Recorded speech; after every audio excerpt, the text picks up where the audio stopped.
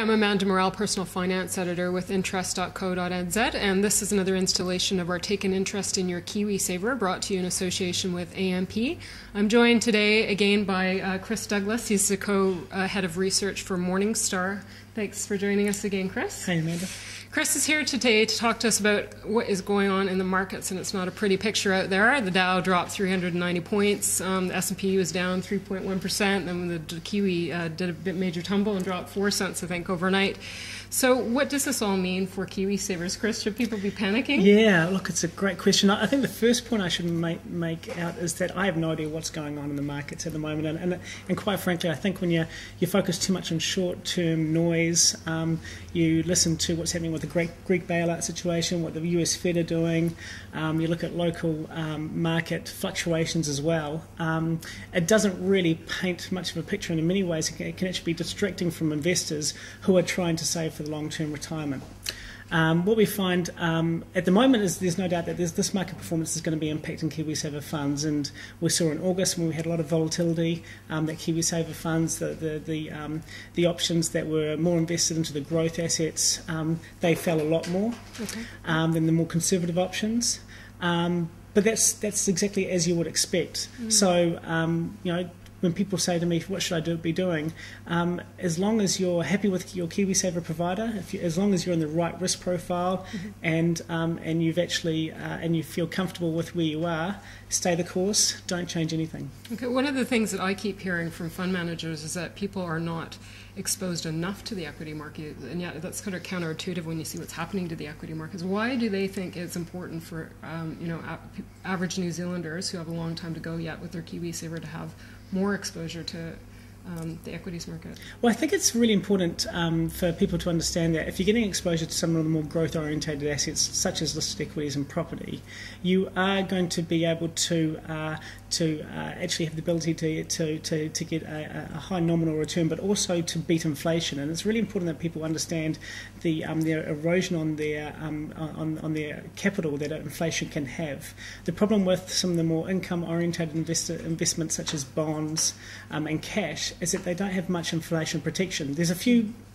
instruments there where you can protect against a rise in inflation, but over the long term, people need to understand that when they're saving for their retirement, how much their earning power that they have today won't be their earning power in the future. I guess some people feel some security in being in conservative funds, particularly what's happened through the GFC. Sure. The conservative funds are actually turned out to be the darlings, really, of the KiwiSaver space. But going forward, do you think maybe that's given inflation predictions, not a wise move? Well, it's interesting you say that, because I think if you're looking at from a price-to-price kind of performance metric, many of the more conservative options, such as the default funds, have been the best performing funds on all the performance league tables.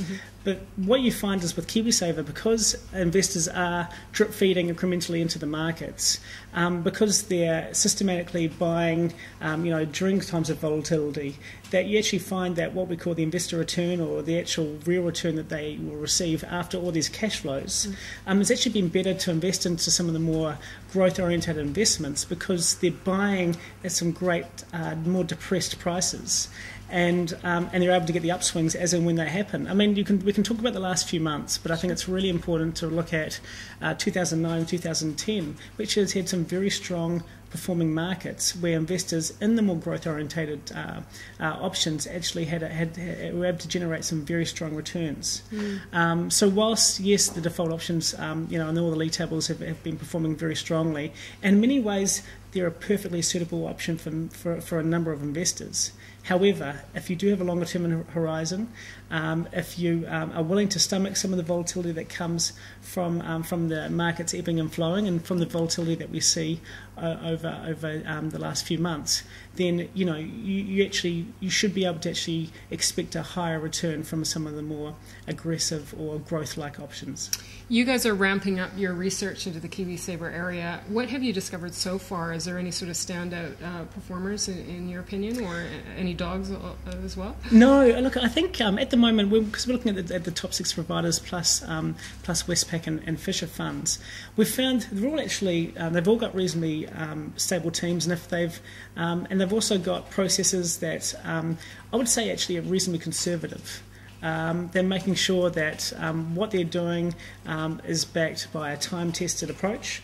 They're not going out there and making investments into any kind of structured credit, any sophisticated but I guess a liquid or non-transparent security either or vehicle. So what you find is pretty vanilla. They're investing in equities, fixed income, a little bit of property, some cash, and you find by and large they're actually doing a more than suitable job in that place.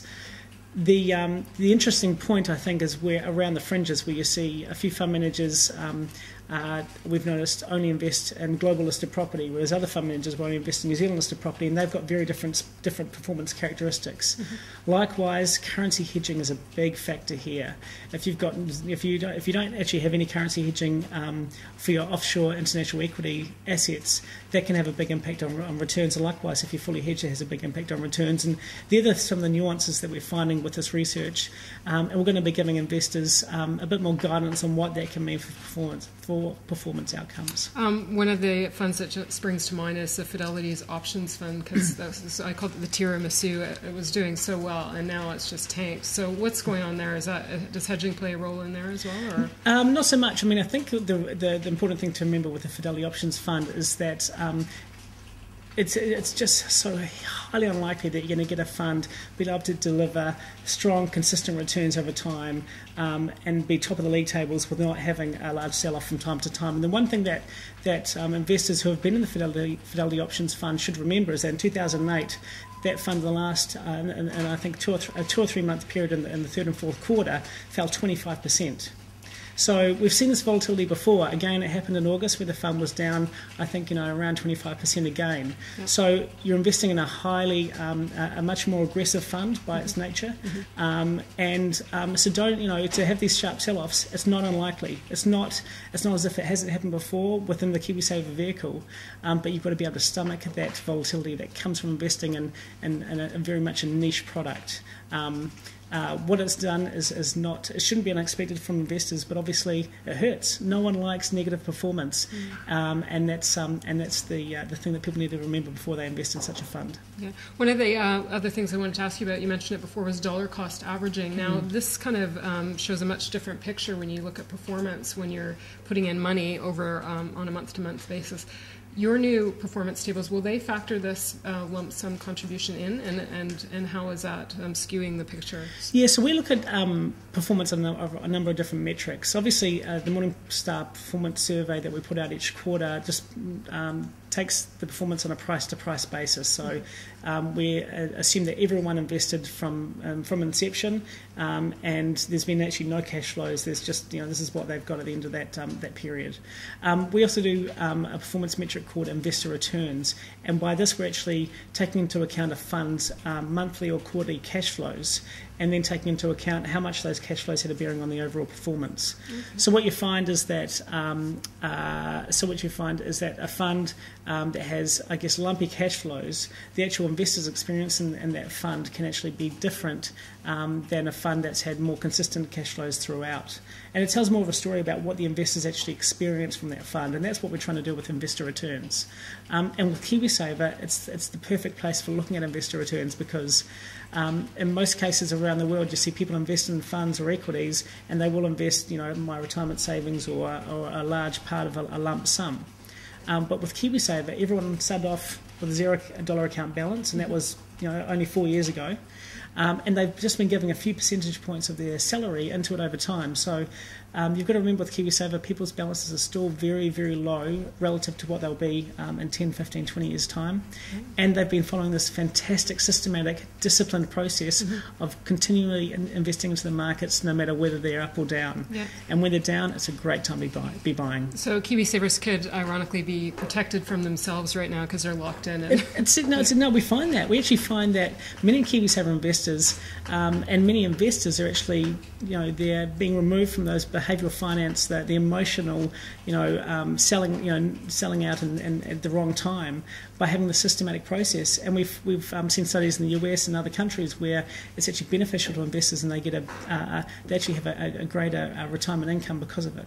Okay, excellent. Chris Douglas with Morningstar, thanks for joining us. I'm Amanda Morrall, and this is Take an Interest in Your KiwiSaver, brought to you in association with AMP.